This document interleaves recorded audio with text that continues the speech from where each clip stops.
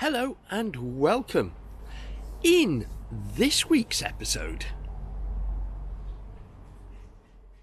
we look at the Imp-based kit cars. We look at the Ginetta G15. We look at the Davrian. And we follow the story further.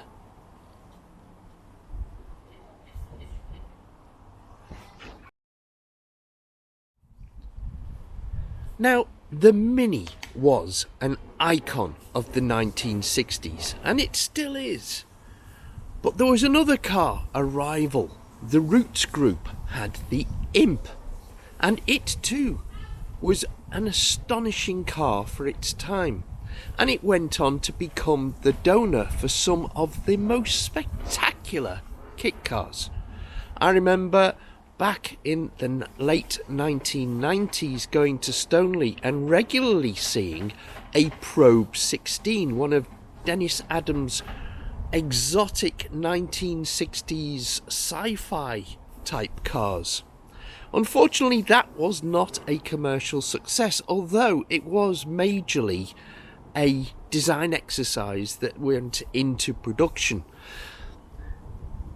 Appearances in the Clockwork Orange and in the sci-fi series UFO were not enough to make that car a commercial success, but it left its mark.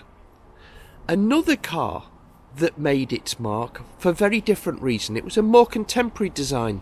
It was definitely an attractive design, and arguably the best designed by the Walcott brothers.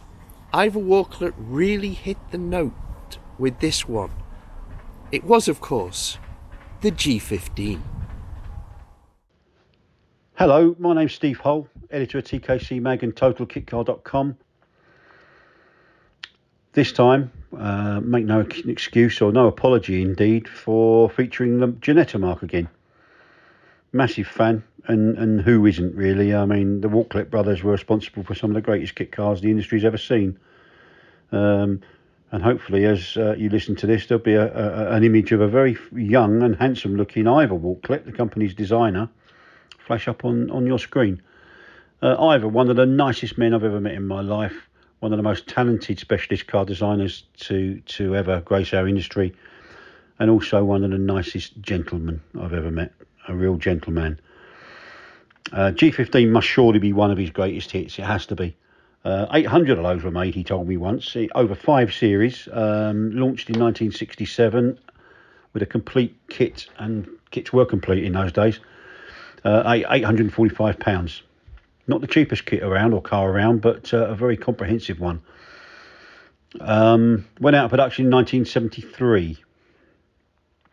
I don't know if it was intended solely as a race car. I think it was primarily a lovely little 2-seat road car that would have been absolutely perfect in this day and age with track days, a car you could drive to the circuit and drive home again. But one of the most successful, not only Ginettas on track, but kit cars of all time, I would think, in terms of circuit racing. Some very famous car. This feature, actually, this video feature will look at primarily a chap called David Beams and the success that he enjoyed in his G15S back in the 70s, I beg your pardon. But first of all, let's just look at a little bit of the history and other drivers, really. There are some other Ginetta cars that have gone on track and found fame and fortune indeed.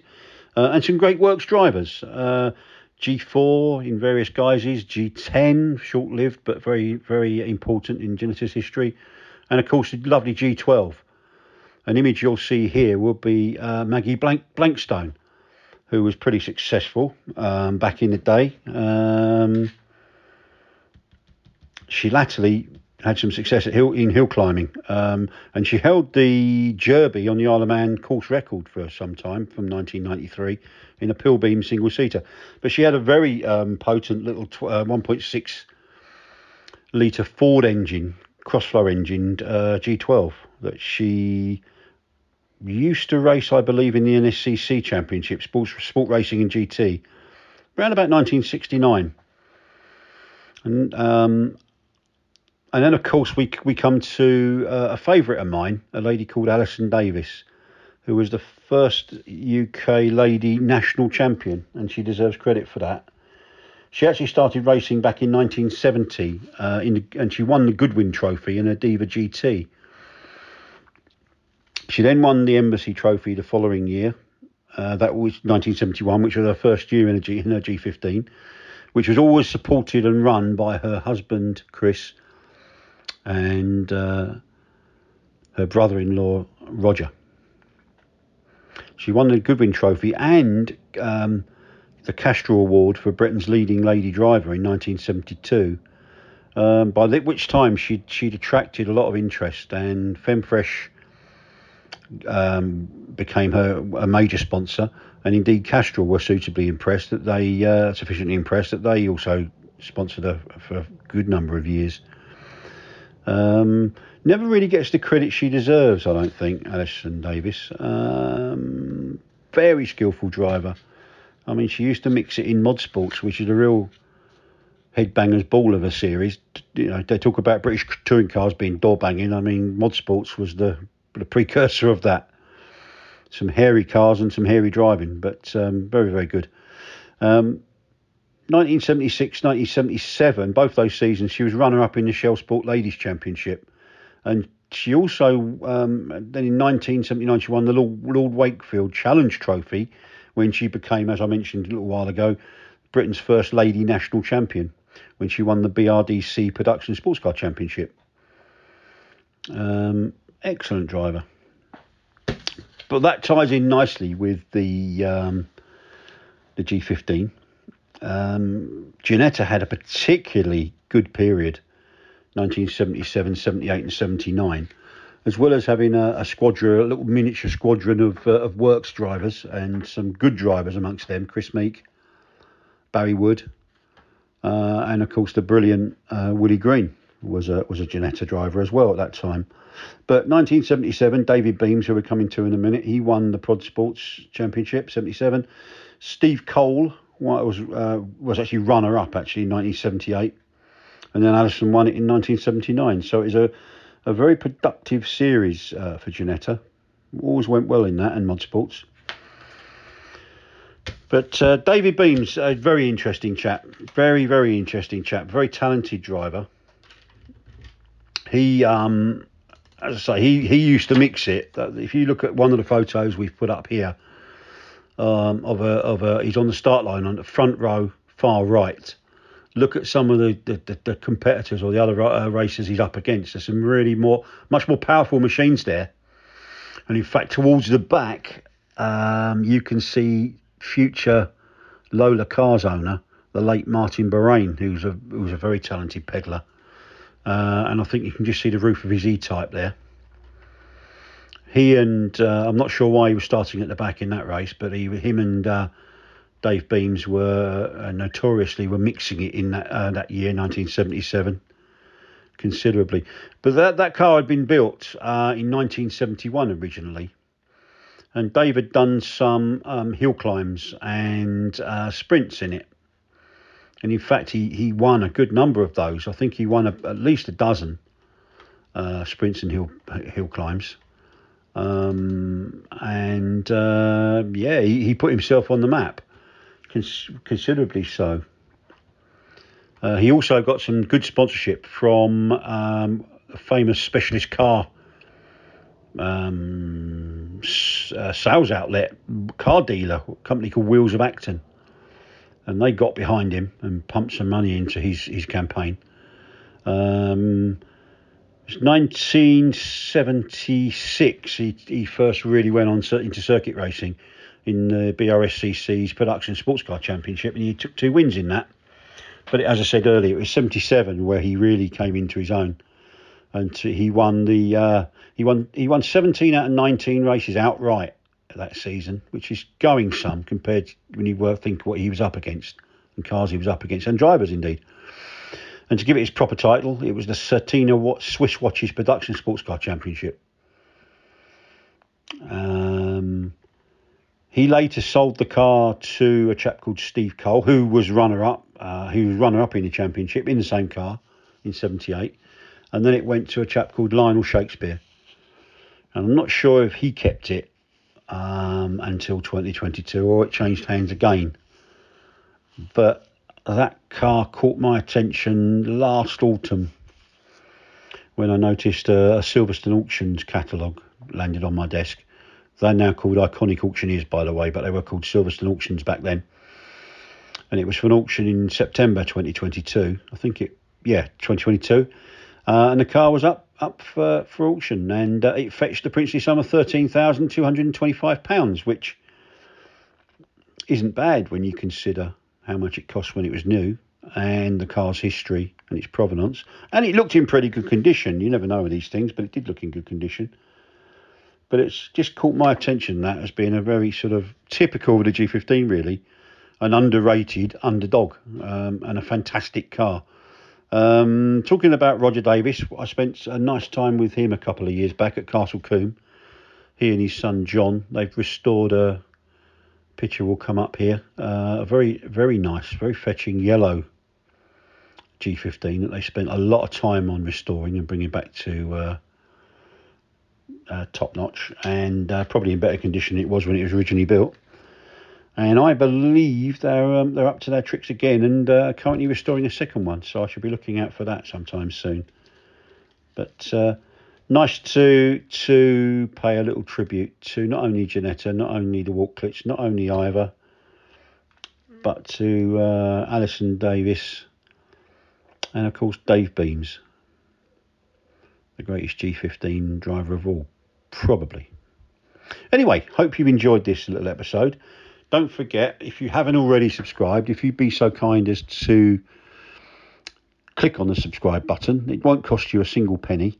And when you're there, you'll see the little drop down, the bell. If you click the little bell, you'll see the word all will come up. If you click on that, then you'll be notified of every video that we pop onto the Total Kitcar YouTube channel. These videos are done in association with our video editor, Neil Winnington, who also has his own channel, N-Wins Motors. So please do seek that out on YouTube, and be so kind, would you please give Neil a subscription? It all helps. Oh, and if you could, I'm told I have to say this, if you could also hit the thumbs up like button, that helps very much with the channel's profile, and apparently it'll help with our algorithm, and it will appear in more specialist car-minded folks' feeds, I'm told. Another great marque that utilised imp components was Davrian. And this story is one that I think should be told more often. Of course, the lineage is continued to this day with the Darien, which has done extremely well and is a giant killer in rallying, as was the original Davrian. So here is the story of that classic British kit car. Very well thought of marque that lives on in a slightly revised form. I suppose we'd better get straight into it, because I want to keep this quite a long story, and I need to keep these short, because I realise I do not want to bore anybody completely rigid. So no matter how much you like the subject matter, we're going to be talking about Davrian today. Fabulous little marque. Around for about 16 years, actually, quite a long time, but they still, as I said, live on through the efforts of Darien, a company called Davrian, but we'll come to that. Let's start off in 1967. The first company, as far as I'm aware, first kit car manufacturer to produce a kit car based on the Hillman Imp.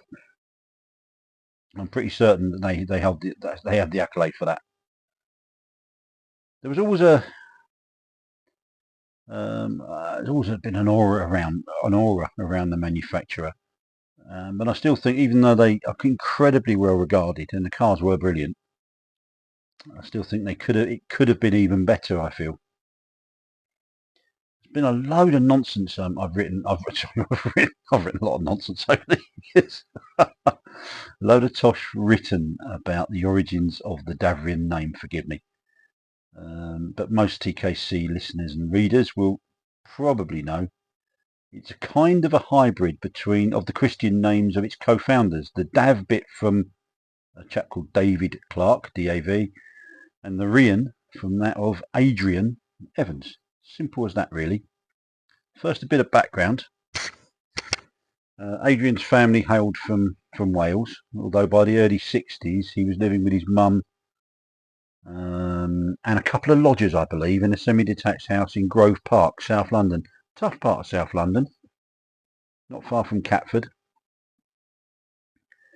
By trade, he was a chartered surveyor in the construction industry, but a massive motorsport fan. And I'm guessing, if you've heard a few of these voiceovers, you'll hear the name 750 Motor Club meetings, or the words 750 Motor Club meetings pop up in quite a few of these. And likewise, Adrian was a member of the South London group of the 750 Motor Club, and he'd go to the monthly meetings. And he even built, so inspired was he that he built an Austin 7 Special, like many other people of his age, in 1958. He knew a bloke who knew a bloke who, seriously, it's believed, was a test driver for Roots, who invited Adrian to a pre-launch viewing of a Hillman Imp prototype in the salubrious surroundings of a pub car park in North London in 1963. That one always impresses me, because you can imagine it, can't it? Yeah. Do you want to come and see a new motor? In North London, of all places. But anyway, that's kind of what is believed to be true. And unsurprisingly, Evans was blown away by the Imp that he saw, or the even print prototype form. Gave him definite ideas for the future. And put the Imp right up there alongside his other favourite cars, which I think were the Lola GT and the Porsche 904.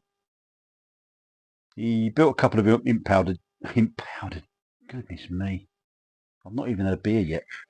I built a couple of Imp powered specials that he raced with a modicum of success, although he used the Imp's 875cc engine. He sighted it in the front rather than at the rear, a la Imp. He was an amazing guy. He built those cars in the front room of his mum's house, which is when he met the 18-year-old David Clark, who was a gifted laminator, who had been working, I think, for a boat builder on the south coast. Not sure which one, but he was working for a boat builder, creating boat holes. So he obviously knew his way around a bit of GRP lamination. There's often bits of sort of confusion about exactly when the Davrian marque started. Those the early Imp-powered cars that Evans built weren't badged as Davrians. However, he realised, I think, pretty quickly how talented David Clark was in the art form of lamination, fiberglass lamination. I think the duo, they first started using the Davrian name on a very popular, as it turned out, for a little while, range of GRP fronts for classic minis and Jaguar Mark IIs, among others, officially trading under the Davrian glassed reinforced plastics name for a time. And they're doing that at Adrian's mum's house. The neighbours in the area must have hated them, because, well, personally, and I think there must be something wrong with me, but I've been around the lovely heady scent of glass fibre for 40 odd years, and I love it. But lots of people don't, and also lots of people mistake it for a gas leak. I know a guy, a late friend of mine, who lived in a house on the south coast, separated from his wife. I think he had a house that he bought before they were married. When she kicked him out of the marital home, he returned to his bachelor cottage, shall we call it, to discover it was in kind of a bad state of disrepair. So, being involved with kit cars, he did what we all would have done and got a bucket of resin, chop strand mat, and basically toshed it all over the roof. Did a good job, he said. He said it stopped the leak. It was great, but next door neighbours reported a gas leak, and kind of. So there you go. I imagine the suburban area of Grove Park, they weren't too popular with the whiff of glass fibre. But replacement GRP panels, they were all the rage in the 60s, those early 60s. There was lots of people at it for various cars. Indeed, that's how DJ Sports Cars started, by producing GRP clip-on parts for various cars of the day, production cars of the day. Quality could be atrocious, I think, but with Clark in tow, Evans' stuff was absolute top-notch, I'm told. They decided to develop a little run of 3 road-orientated prototype vehicles. 2 of them are GRP monocoques, making the company early kit car adopters of the structure, along with Tom Killeen, Colin Chapman, of course, and Rochdale Motor Panels. I mean, I met the late Tom Killeen. I met him a couple of times, and he always carried in his briefcase a letter, a patent for the creation of monocoques, and that he said, and the letter he said proved that he was the first to create an automotive, a monocoque structure for automotives. Read into that what you will. The other prototype of the 3 that Evans and Clark did was said to have been based on Adrian's own personal imp that he crashed, but I don't believe this is correct, though it said, I've seen it written that was it, but I don't think that is correct. And indeed, I think a friend of mine noted a post by David Clark quite recently, and I'm recording this in 2025, incidentally, that pointed out that the crashed imp actually belonged to a member of Evans' family. So that kind of proves that point, really. Anyway, with Davrian's GRP range proving popular and space needed to properly build the prototype cars that they were building, especially if, as they planned, they were going to offer them commercially, that was always the intention. They needed something bigger, a little bit more professional, and so they decided to find a proper factory, inverted commas, but air commas, but they wanted a factory, which is understandable. They found a suitable site in North Street in Clapham, which became really an amazing street in Clapham for race car companies and small manufacturers. Not only was Davrian located there, Palliser, Nomad, Alexis, and Ray Race. Not the man's name, that was the name of the cars, the manufacturer. And also, I think Davrian's little unit, they rented, I think it's number 65 North Street.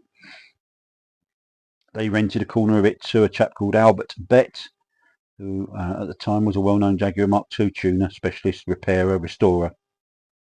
So it really was an amazing street, automotive-wise. Seeing there was some huge potential in the company, Adrian gained a new business partner, a chap called Mark Newman, who ran a race preparation operation locally and was caught up in the excitement for the future of Davrian, and he invested some much needed capital. So it was April 1967 that Davrian Developments officially began trading as a bona fide car manufacturer. Although they'd already sold 15 kits from Adrian's mum's front room. They say that racing develops the breed, and it certainly did in Adrian Evans' case, although he didn't want to be seen just as a race car manufacturer, because well, not only did he want to put his cars on the road, there was actually a demand for road cars. And but soon after, when they'd moved into North Street, and for some reason that I don't know the answer to, David Clark departed and he returned to his first love of boat building. Maybe it was the attraction of yacht hulls, maybe. And also there's more confusion surrounding what name was given to the first true Davrian models.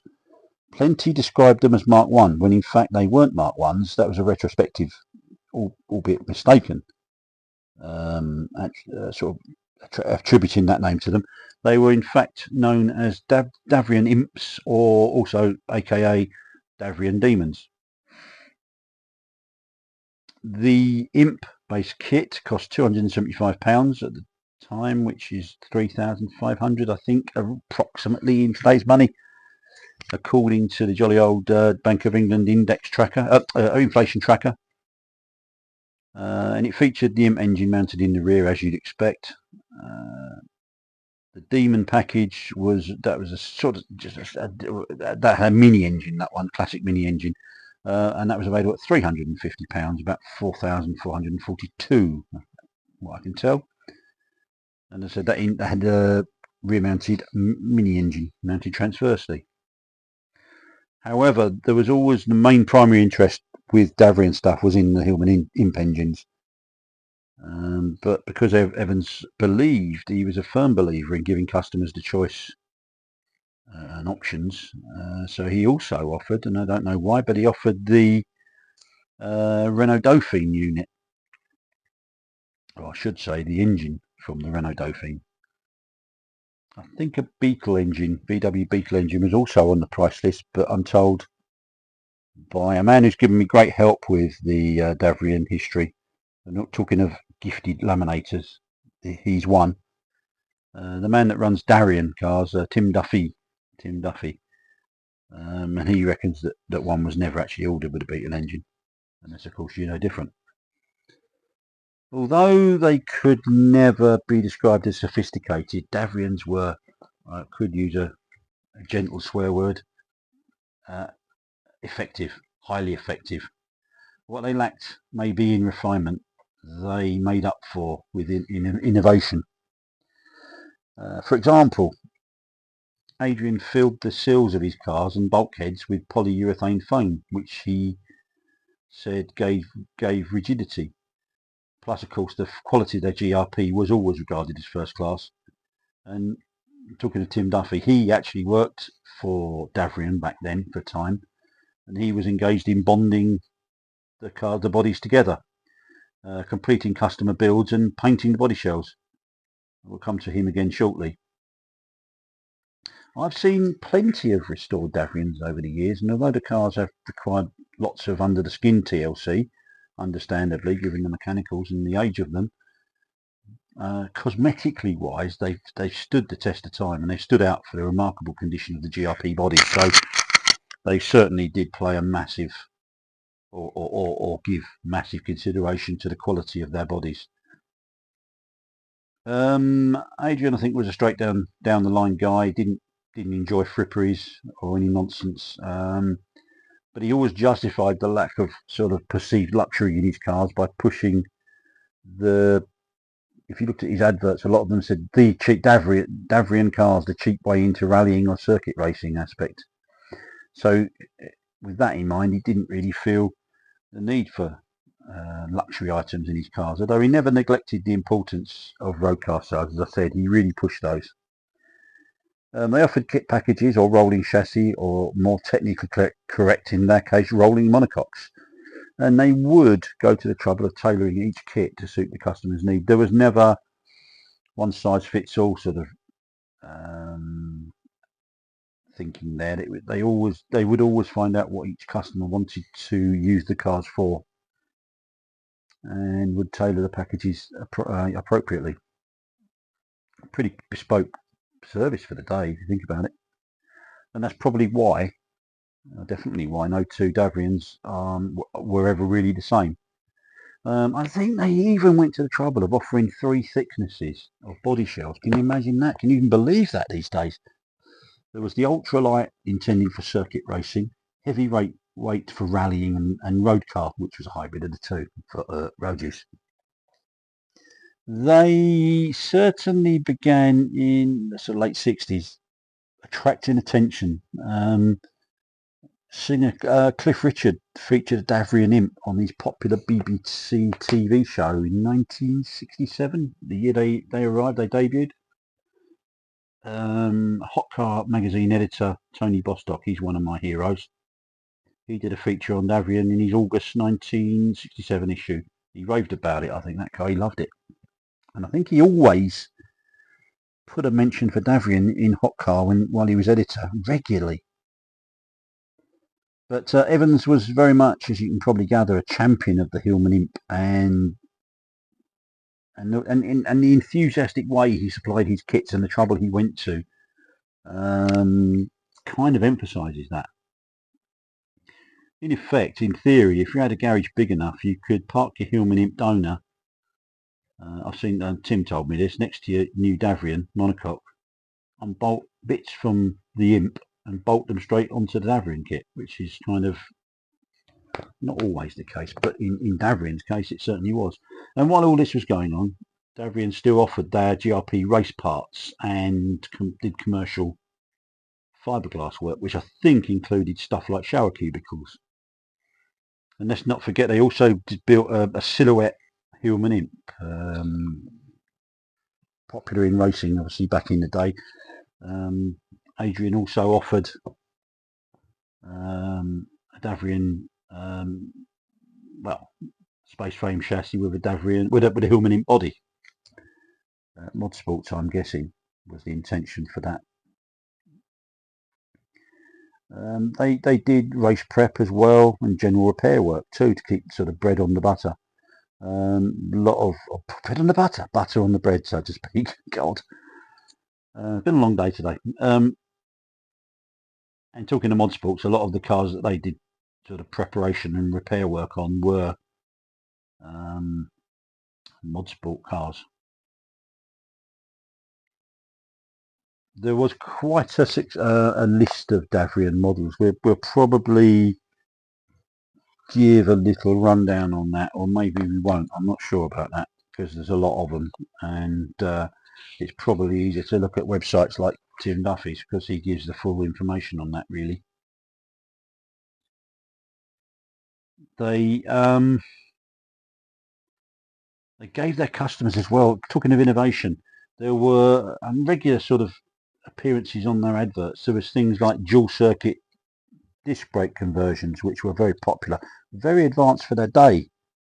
Not many Kitcar companies would have been offering that sort of thing as upgrades in 1967-68. People often speculate why, and if you know about Davrian, you know that they relocated from London. The story went that they needed to find new premises as the lease to 65 North Street in Clapham was expiring. With the need to move becoming more urgent, or ever more urgent, because the whole site was subject to a compulsory purchase order in March 1976, I think. Therefore, unsurprisingly, I suppose, given his family roots and not being able to find anything suitable locally, or certainly not he could afford anyway, a return to Wales seemed a very attractive proposition, especially as at the time the Welsh Development Agency were giving grants out to encourage businesses to move to South Wales. They had planned to build a new factory in an old creamery, but that fell through after the owner of the site unfortunately died. Therefore, it was back to home working for a while.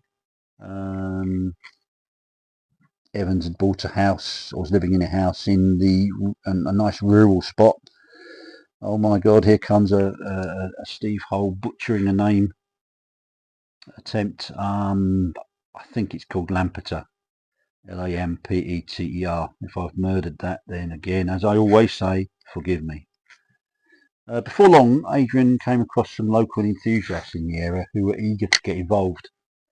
And I'm going to, oh my goodness me, this is going to get really tricky and messy. Production moved to, I don't know why I do this to myself, Glen Teifi, Glenteifi garage. That's easy. And here we go. This one's going to test me completely, and you're going to laugh if you are a dab hand at the lovely Welsh language. Pontry Hyde Fendigide. I'm not even going to spell that. It's a long word. Starts with P-O-N-T. There you go.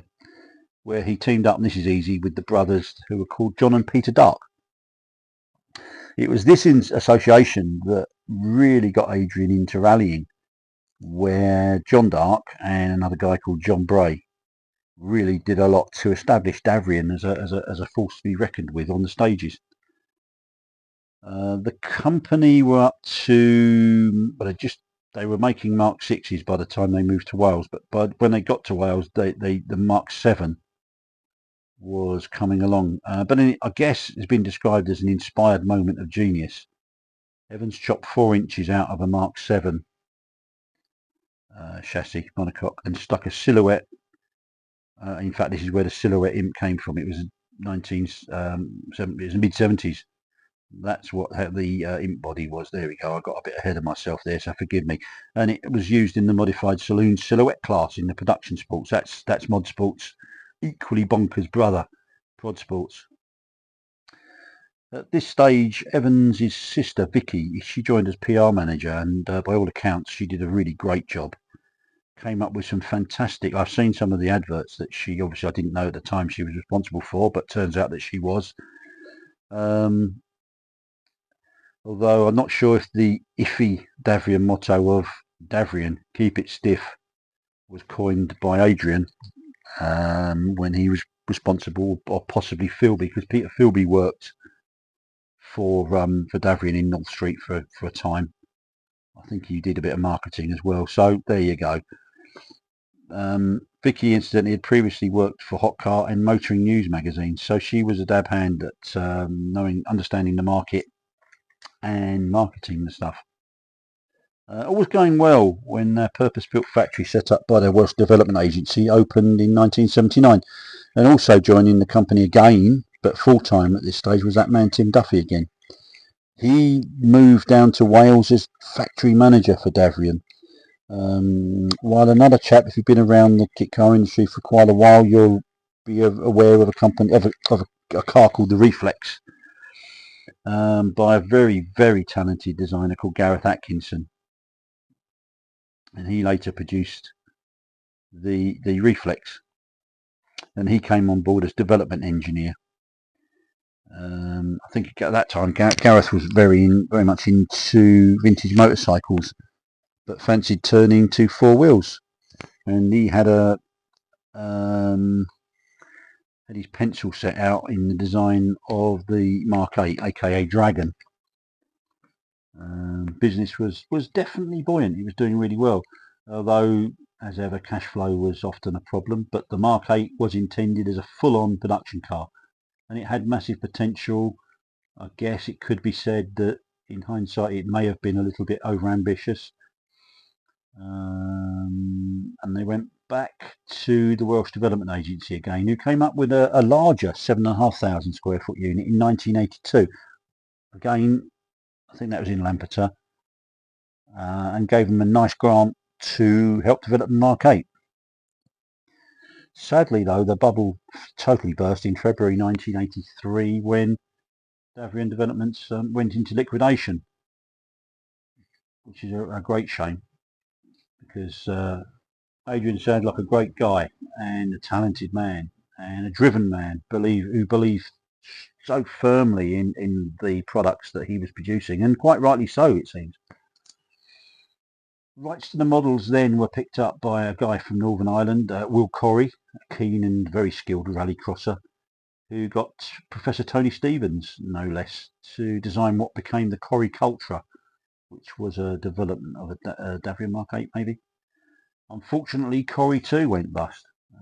But at that time, Tim, who'd been trading when Davrian went into liquidation, he'd been trading from a corner of the factory under his own Davrian Cars, or also known as Team Duffy Engineering.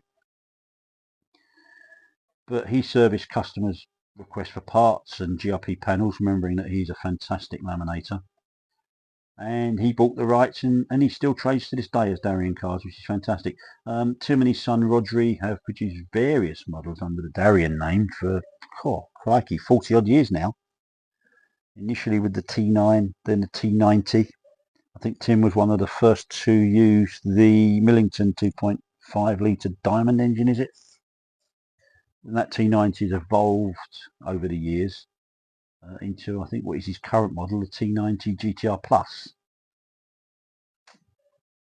He also did, again, because he's a dab hand at glass fibre, a beautiful replica of the Alpine A110 that he called the MC220 Berlinette.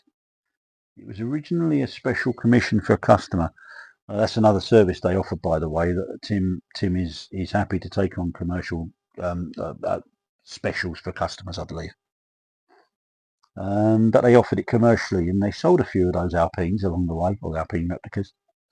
Though he's relatively tucked away in glorious mid-Wales, and like it that way, their cars are criminally underrated.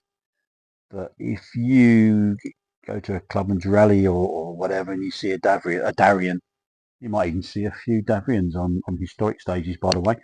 But these days you'll see Davrians, and you'll see them, I imagine, very, very close to the front. They are fearsome cars. Brilliant, absolutely brilliant.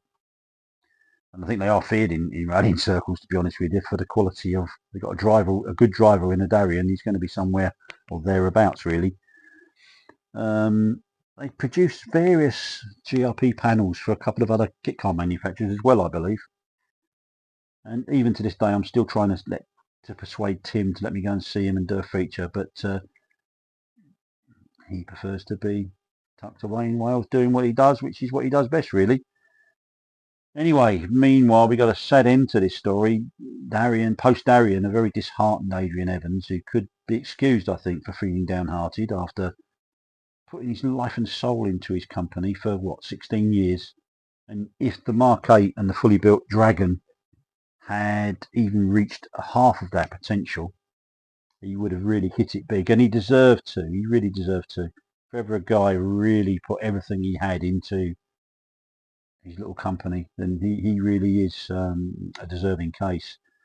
I believe he began making replicas of Victorian lampposts in GRP, and I'm told he sold hundreds of them. And he also concentrated on building 2- or 4-wheeled horse-drawn carriages, which were said, and typically they would be said to be lovely things. Unfortunately, in July 1992, he passed away tragically, and he was just 46 years old. I've heard it said, and Tim's told me a couple of stories about Adrian, which all good, by the way, but he said that he was shy and he was a bit of an introvert, plus that he could be difficult to work with, but he was focused and he was fixed on what he wanted to achieve.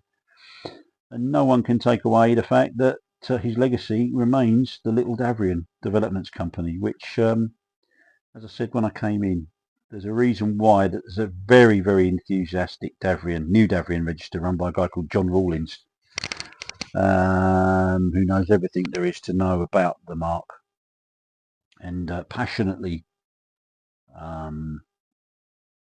guards the legacy, I suppose. And there's plenty of enthusiastic owners and nice people, the Davrian lot. And once again, they're very, very, very protective about their cars and their marks. So I'm hoping the information I put here is nearly all right, because I think John read something that I wrote once and he never told me off, so it must have been nearly right. And even indeed Tim, who knows everything there is to know about Davrians, he signed off a feature that I wrote a while back. And of course I've got to do a little bit of gentle promotion. I should do more of it really, but I don't. A couple of years back we did the Imp Provers poster, which we, to the best of our knowledge, put every single Imp-based kit car that we know of since 1967, and all the various Imp marks, Imp models and variants on a poster. We actually found some a few months ago. We thought we'd sold out. We found some and we've still got some available. So if Neil's going to put a photo up, and we'll put a link to that poster, And if you'd like one, in fact, I think at the moment we're selling them on eBay of all places, for something like £12.50. We'll put a link up. But if you want one of those posters, we have got a few, but hurry up. is the motto and the wording there. Anyway, let's just quickly talk about Davrian being motorsport giant killers. They are actually, even though you may not be aware of it, they're one of the most successful marques in UK's motorsport history. Their cars have won umpteen championships. The drivers are among the most winningest ever, with names like John Pugsley, Stephen Roberts, these days, for many years, been running Merlin Motorsport down at Castle Combe. Bob Jarvis, a man that has always been associated with Knock Hill Race Circuit, a lovely chap called Ian Forrest, and Pat the Rat Longhurst, being among the most well known. Indeed, Longhurst had more victories than anyone else, and he was known as Mr. Davrian for good reason. He could certainly drive a Davrian very nicely. It tied in well with his day job as a motor trader in South London. I think he was in a partnership with a guy called Bob Jarvis. Initially successful in the Mark V, he switched to a Mark VII in 1976, and he continued to rack up wins. 6 victories in 1976 took him to 4th overall in the Bonkers Motorsport Series. And he repeated that in 77 and 78. Came 2nd overall in 1979, losing out to that man Roberts. He had a mid-engine Davrian Mark 8, but he just beat, I think Longhurst just beat John Pugsley in Bob Jarvis's old Davrian. In 1980, Longhurst's main rival was none other than Steve Soper, British touring car great. Or future British touring car great. He was in a Radbourne Racing prepared Fiat X19. Pat won all but one race, I think. He took the Motorsports Championship by just a single point. That was 1981, I think. I think Longhurst then gave up racing for a few years, put all his energies into fishing, I'm told, but was lured back in 87 for another crack at Motorsports. I think he then rented a lady called Julie Thwaites could pedal a Davrian, and I think Pat rented her old Mark 8. And he was very competitive, but I think the car was basically in road trim. Not as competitive as he was, unfortunately. 1988, Pat had a change and he switched to the 750 Motor Club's Kitcar Championship, again in Thwaites' ex-Thwaites car, Mark 8, and he won the championship. And I think he carried on, I'm pretty certain, for about 5 years in the Kitcar series until maybe 92, 93, when he hung his crash helmet out for the last time. But that kind of denotes the fact that although we talk about Caterham, we talk about the well-known manufacturers that have done well in racing, motor racing, it just shows you companies like Silver Auto Kits, very successful in motorsport, and Davrian, one of the most successful. And it just shows that the underdog industry of the kit car industry is a very capable one. Now I know some of you will be saying, what about the Clan? Well, the original Clan Crusader was not sold in kit form. However, when that company went into liquidation, the moulds and the rights to production went to Cyprus. It didn't go back into production though. The Turkish invasion stopped that. The mould found its way back into the UK, and then a guy called McCandless bought the moulds and the jigs, and he took the car over to Northern Ireland, and it was known affectionately as the Irish Clan, and these were sold in kit form. So here's a brief video telling the story of the Irish Clan. There's a lot of confusion, even amongst car enthusiasts, about Clan cars, and the original Clan Crusader wrongly thinking that it was a kit car. It wasn't. It was a fully built car, and Crusader owners do get a little bit tetchy if you mention them as kit cars. However, The Irish Clan, which came later, was a kit car, and that's the car we're going to focus on. But first, a little bit of history. The original Clan Crusader was produced between 1971 and 1973. It was designed by a team of ex-Lotus engineers, including Paul Hassauer, and forgive me for the pronunciation, and Brian Luff, with styling by John Frayling. The styling was notable at the front for having odd frog eye style headlamps popping up from the bonnet, at odds with this smooth wedge shape. It was also notable for its GRP monocoque body, lightweight construction, and the use of Hillman Imp engine, transmission and suspension. Initial production started in July 1971, with approximately 350 cars built before production ceased in 1973. It basically suffered in the end from the 1973 oil crisis, which saw other firms such as Jensen fall by the wayside. There were also increased taxes on specialist cars. Now, Peter McCandless, a Clan enthusiast, acquired the Crusader moulds and then started Clan Cars Limited in Northern Ireland in 1982, taking advantage of government grants. The Irish Clan refers to the revised version of the Clan. Peter altered the car to include pop-up headlamps, which much better suited the shape of the car. It also had a chin spoiler, side skirts, and this, to me, made the car look much more modern, much more attractive. And this is how you can distinguish the Irish Clan from the original Crusader. They also fitted a glass sunroof. Now, whereas the original Clan was produced in Washington, Tyne and Weir, the later version, as I mentioned earlier, was produced in Northern Ireland. The original company faced economic difficulties and ceased production in 1973. The assets and moulds were sold and shipped to Cyprus, but production there was prevented due to the Turkish invasion.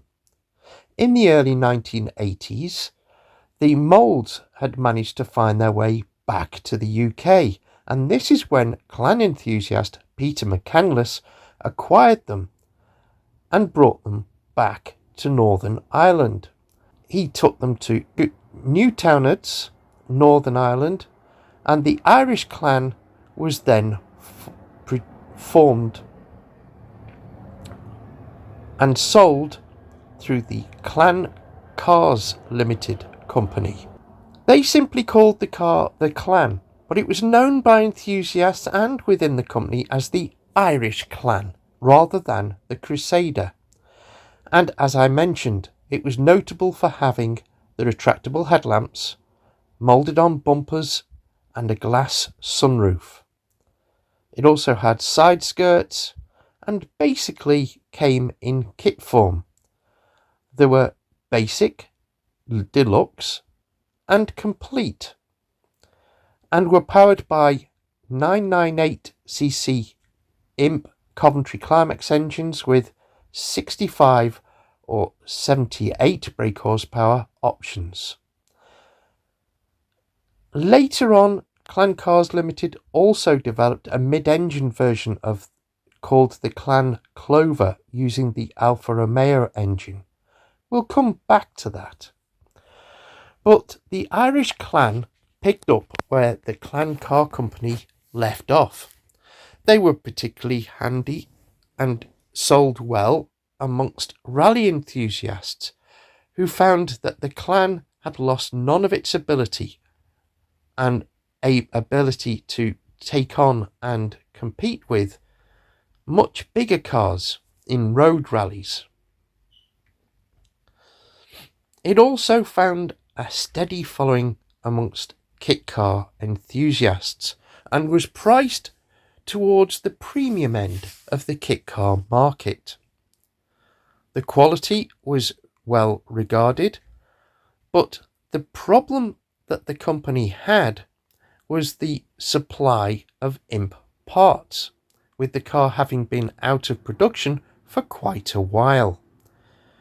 Somehow or other, Peter McCandless managed to get hold of a supply of Imp engines.